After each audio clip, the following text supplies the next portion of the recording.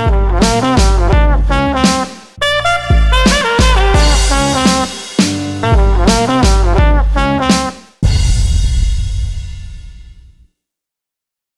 is Larry the Barber Man. I'm here at Champ's Barbershop in the West End, just doing a yearly catch up with my good friend, barber friend, Ian Champ. He's had a very busy year. He's been all over the world. He's been to New York, Colombia, Prague, Sweden, Scotland, Paris, Tenerife. These trips were all barber related. Some charity, some backing up friends and other things, and I just want to basically find out exactly what Ian was doing on these trips. So Champ, let's start off with the Barber Battle. In July you started a Barber Battle, not just any Barber Battle, this was a big Barber Battle at the O2 Arena. Tell me why you felt the need that you needed to do this Barber Battle. What was your objective? Well, what was you trying to achieve? From working in America quite a lot, visiting friends out there and doing guest spots out there, I kind of saw like how they've got one every month, and it's a big thing out there. There's a big culture out there of barber battles in between big, like barbers in like cities, and each city has a barber battle. So I just saw a gap, and I just thought, yeah, you know, we're missing that. We should. There are similar ones to like the American style, but I just thought, yeah, let me just do one like they do it out there. Got together with Vince the barber from Grey Matter, and yeah, off we went. Went and got hold of the O2, which was pretty fun. It was good and it was worth it. And started going from shop to shop and telling everyone like who wants it, who really, you know, because you have to not just invite people, because it's hard. It's hard to invite a barber to battle at a show like that, because there's a lot of egos about, and it takes a lot of, let's say, nuts to say, all right, then I'll go up on a stage and I'll cut in front of everyone, and you know that you're going to be looked and judged by a lot of barbers. So managed to get a lot of interest. The O2 got busy. We did a pop-up at the Seni exhibition inside of the O2, which we were outside by the restaurants, and had friends come over from all over the place, from AONO, from Prague, Carrel, Cavalier, barbers from all over that were coming down to battle, and got good help from Belmont, got a good shout from Andis, put prizes down, Monster Headphones put down prizes, and American crew helped me out also. So it was nice to see a lot of people come together, different brands, but seeing the one project that we were doing, and everyone came together and helped me out, and it was very successful. And you had some big names judging as well. Who were those? Yeah, we had Paulie from AONO, my good friend Kevin Lutchman, my good friend from Tony and Guy, Charlie from Tony and Guy also, and obviously Vince with Grey Matter from Los Angeles, which is always, he's quite a big judge out there. He gets to judge a lot of those competitions. So. Okay, so a little after that you did a mini battle up in Oldham, Alan Beeks and Luke Dolan's event. Tell me how that went. Alan and Lukey put on the Barber Lab, which is a great little sort of show and a get together for barbers to come out and show what they can do. So I just saw the chance to create a battle there and then. I did, took off my hat, told everyone put 50 quid down. Booksy helped me with that and put down £300 also, so we joined the money up, and there was a lot in the pot. It's not every day you get a 350 quid for one haircut, and the lads were right up for it. And we did a pattern, a design that day, and it was really good. People loved it. So moving forward with this, will this always kind of stay like in a crude street manner, in the sense that it's winner take all? I mean, yeah, I kind of like that element to it, because it kind of builds up the excitement. You know, everyone's kind of thinks, I want my money back plus all the competitors' money. Yeah, I kind of like that. It's bragging rights. It's bragging rights for you to be able to say that I went there, I took my tools. There was another 8 barbers up there, and I took their money. My haircut was the best. Imagine what he feels like when he goes back to his barber shop and he tells his clients that and he tells the other barbers that. Everyone's going to want a haircut off him. Everyone's going to be like, he won. I want him to cut my hair. You know, so it's all of that. And testing yourself, you know. It's all good. We cut hair day in, day out, but it's actually nice to be able to test yourself amongst your peers. Just a platform, really. So, this was a barber battle that you hosted. You was actually called over to Colombia to be a judge at a barber battle. Tell me a little bit about that experience, why you was called over. Okay, so from last year's trip that I did the first time to Colombia where I done my charity, I realised that I needed more friends to be able to take care of more people while I was doing these events. And so I'd already spoke to a lot of people on Instagram or Facebook. I'd told my family to go out and visit the barbershops and tell them I was coming. And then through that, there was an invitation from from a barber school to come over and do a seminar, teach, and then in the afternoon, judge a big barber battle. But I wasn't expecting it to be as big as it was. And it was pretty good. And there's a lot of very talented barbers out there I was in Medellin. Give me an idea of the numbers that turned up to this event. It's good, at least 700. That was spectators. That was spectators. Barbers in one go in each category would at least have been 15 to 20. That's a lot of barbers. So this must have sparked the kind of interest to do such a thing in the UK. Oh, I just saw my own people doing it, and I thought, well, I can do that, you know. I can do that. Let's go home and do that in London. And I didn't think I'd get the O2 though, but you did. Yeah. The champ being the champ, he came through. He prevailed. I prevailed. Okay, so I think it's really important that we should go a little bit deeper into why they called you over. You was there the year before. Tell us what you was doing. This was the non-glamorous side that led to the glamour. Okay, so my idea was, it came from, I injured myself training for a fight and I couldn't work.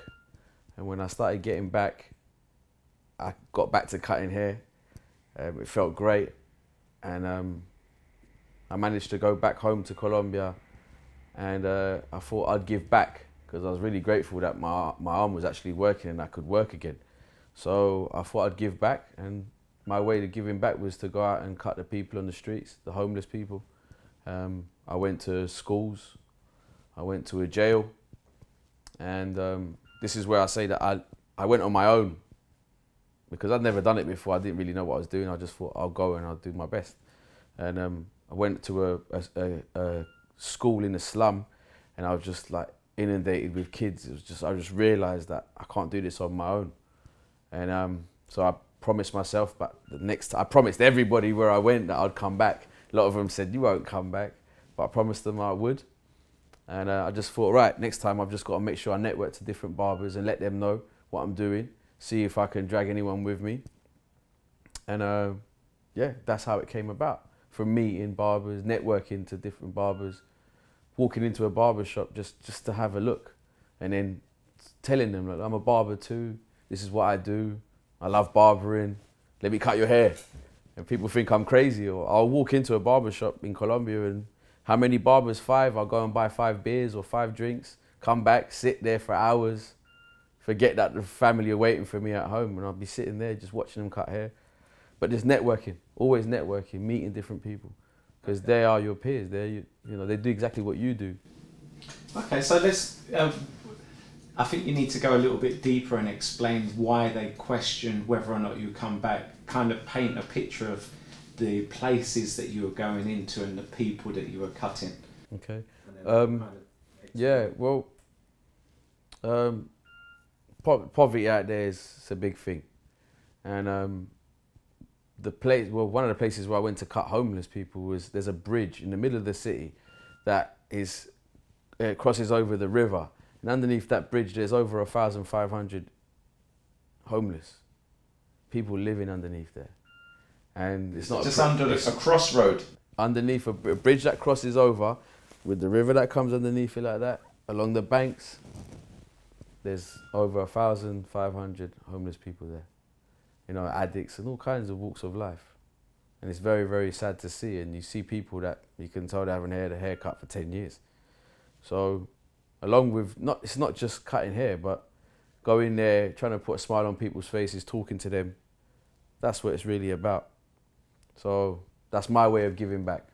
You know?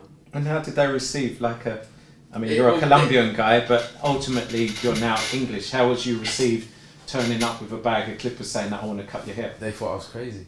They thought I was nuts. And the people around me and the police would walk up to me and ask me what's going on or what is it, what I'm doing. But once they saw that I was only giving back, they were happy to support me and in some cases even help me out.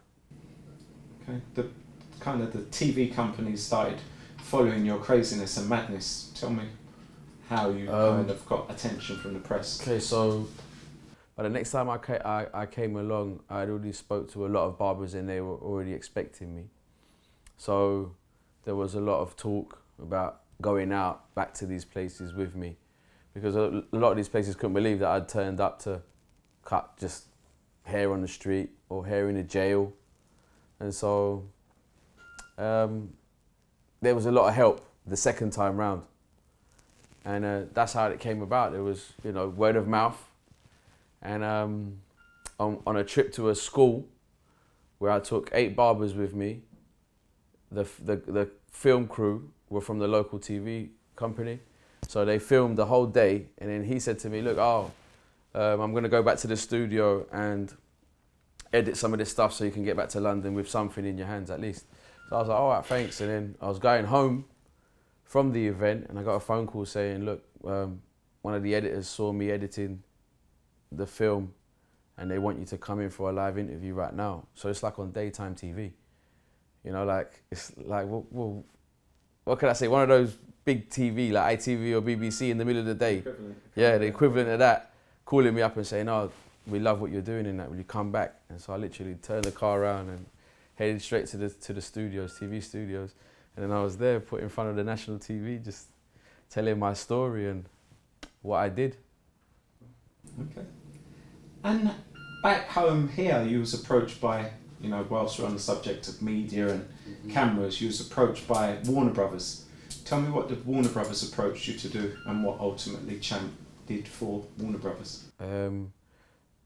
That was a very nice surprise. We were chosen to do a private screening of the Barbershop 3 movie at the Warner Brothers private screenings rooms that they've got in their building. And I did a pop-up for them. So we had people from the newspapers and all the medias, and MTV were there, SBTV were there. And they asked me to invite my barber friends, my friends in barbering. And obviously I took some of the team with me, but we shut that day because it was quite a nice event. So we took chairs, I rolled out the vinyl like I do at our pop-ups. And we cut hair for the media, and then drinks and talking away, and then meeting everybody. And then we got to go in and have the first screening of Barbershop 3, the movie, here in London. And when it came up on the screen, it said, presented to you by Warner Brothers and Champs Barbers. So it was amazing to see it, our logo on the big screen, and it was just amazing to be part of that.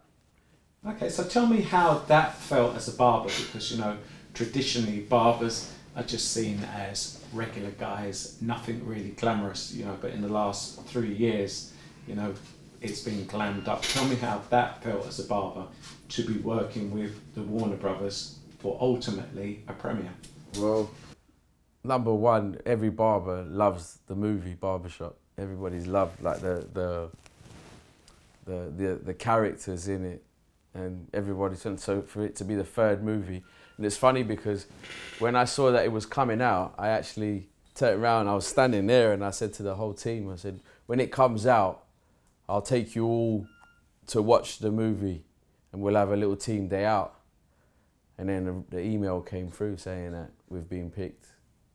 Can you please, we sit down in one of the restaurants around here and put down some ideas, and they just really wanted to know what I could bring to the table. And thank God I pulled it off.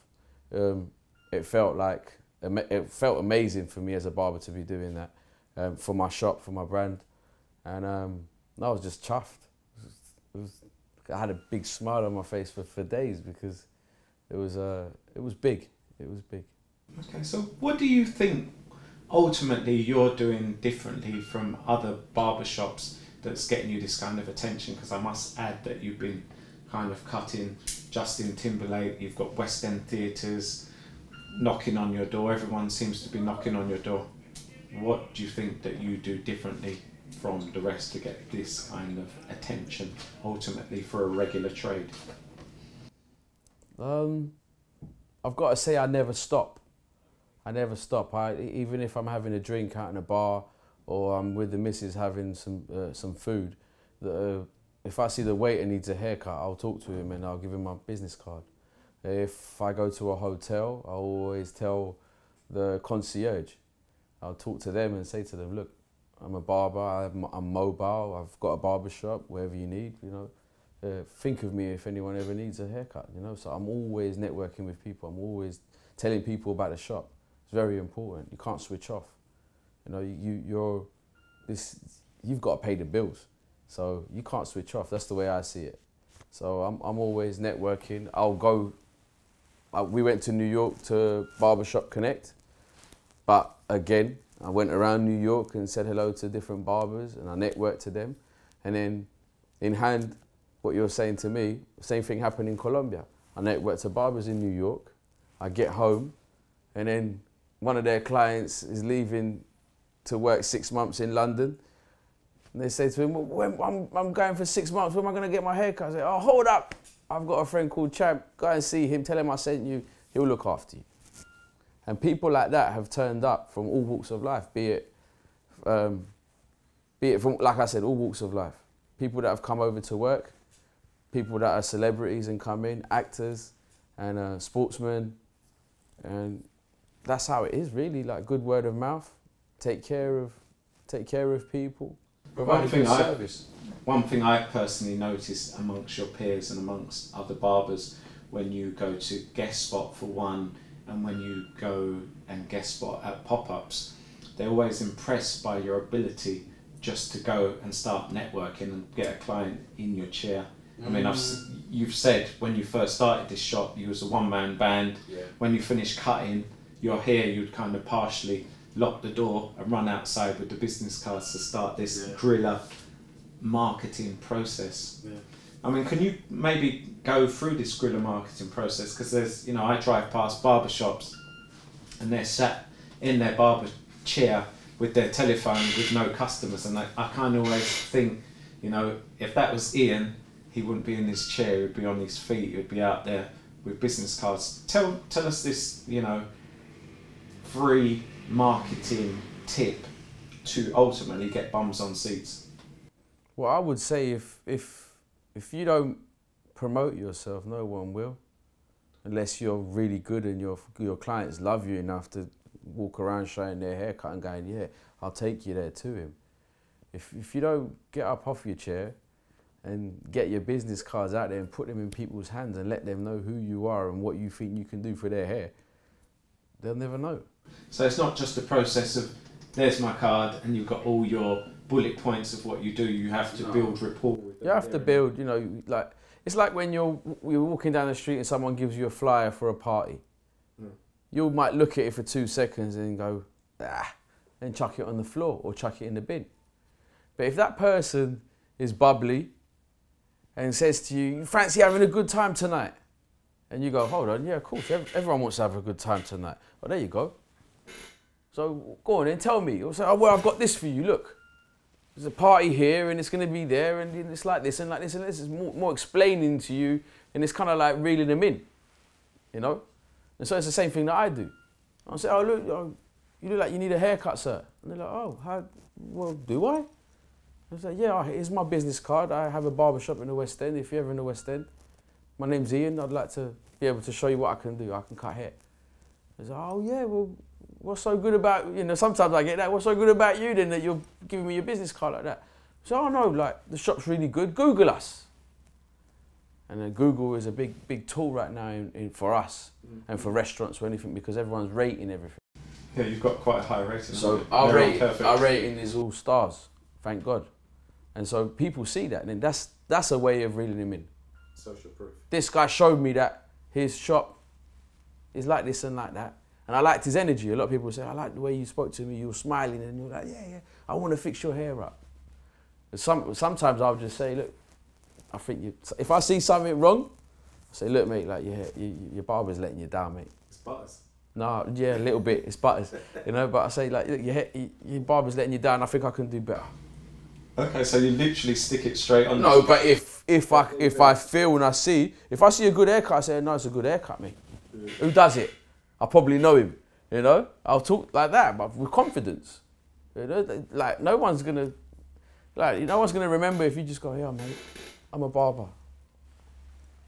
You might remember it and look off if it's a nice card.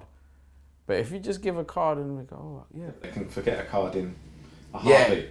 Yeah. And they can throw it in the jeans, get it washed, come out, it's got no number on it or no name on it, and you completely forgot. So it's very important for you to get into interacting with people. It's most important. You know, showing confidence.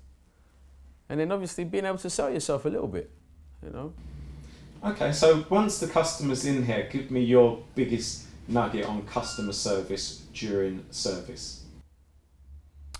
I would say biggest nugget. Well, polite. Being polite to who you're taking care of, because you're not a servant for them, but you are serving you're providing a service. So you have to be polite. It doesn't matter how good you are. If you're a very, very good barber, but you're rude, people will get a bad energy and they don't even want to sit in your chair. So it's very important that you're polite.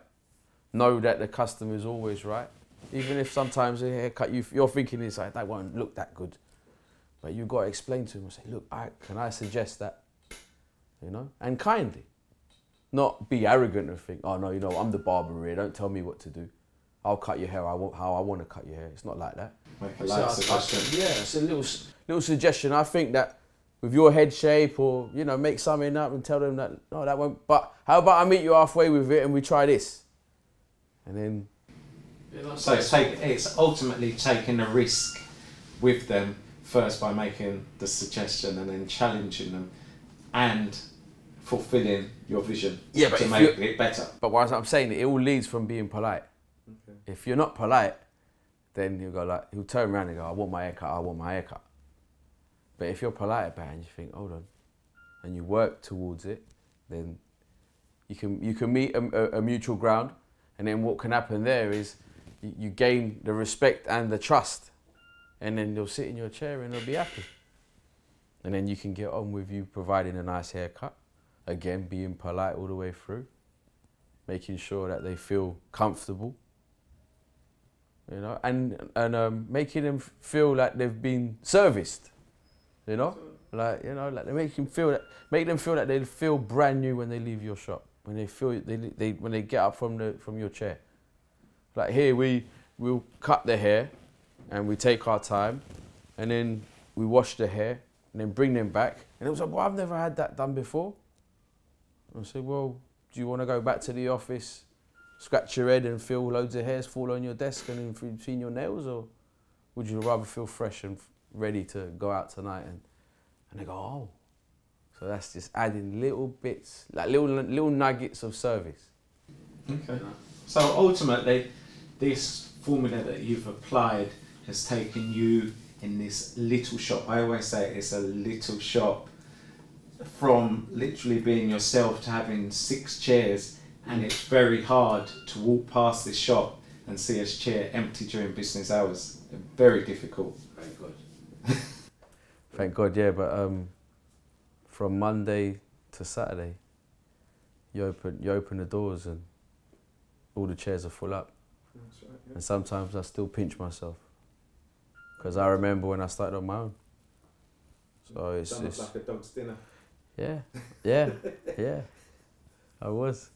But it's, again, you're gonna go out and talk to people and try and convince some people to turn around and say, "Oh, no, I've already got a barber." Like, what are you doing differently to that guy's barber to convince that guy to actually go, "All right, then I'll give you a try"?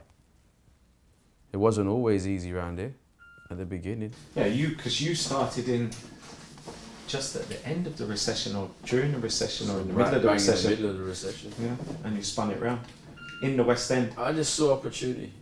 I mean, that must have ultimately been a difficult challenge, being in the West End, because you're paying probably the most expensive rent in the whole country. You could actually have been eaten alive before you even started, from a business perspective. Not me. Because you're a champ. You fought through it. Not me, not me. Yeah. Okay, so I come from hard-working people that just don't take no for an answer. That's how we are. So you're kind of I don't know. You've actually been given some kind of professional recognition, in the sense that you're now an ambassador for Booksy, the booking. Yeah, the booking app, yeah. And Hunt and Hustle. Hunt and Hustle Scissors. Yeah. Yeah. Tell me how these two gigs come around, because, you know, many barbers are out there seeking ambassadorships. How did you get your ambassadorships? I would say it's from providing like the pop-ups and doing the guest spots in different shops, going around the country and going around the world now. I think the companies have realised that it's a more of a personal way of getting their product out there, I'd say. So I mean, when I go on these guest spots, people want to see what I'm using. So I'm using Hunt and Hustle, probably the sharpest scissors I've ever had. I still cut myself, and I'd stopped cutting myself about 5 years ago, and now I've started to cut myself again. So these things are really sharp. But you know, they've been really supportive of me and helped me out a lot.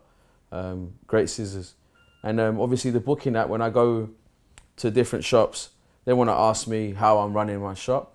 A lot of the guest spots I do a day at the shop, but then I'll do like a little either a tutorial or I'll do a talk to the barbers, because the barbershop owners will always, "Oh, can you motivate the boys?" Or it's always something like that. So we always either it could be formal or informal with beers and stuff, but they always want to hear like what you're doing with your shop. How come you stay busy? How come you do it like this? How come you do it like that?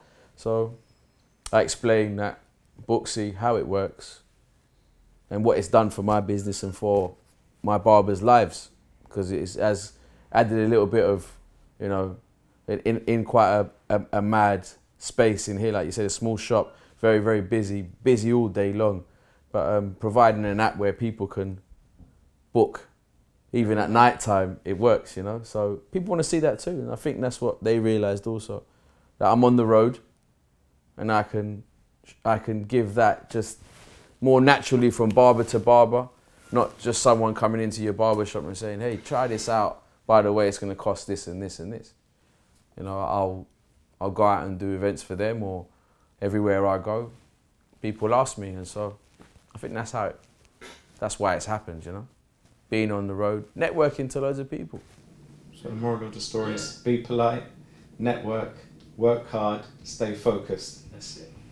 Okay. Ian Hoyas, thank you very much for sharing your story with me. Thank you for inviting me into your shop yet again, even though I'm welcome to come when I want. This is my West London studio. This is your home, this is your home. I'm going to interview one day, I'm going to interview you one day. Please do. I'm inviting someone out there to come and interview Larry the Barber Man. That'll be a good one. Yeah, I'm sure people want to see how you started and what made you get involved. Yeah. Maybe you should let me do that for you. Yeah. Right, Thanks, you. Larry. You're welcome. God bless you.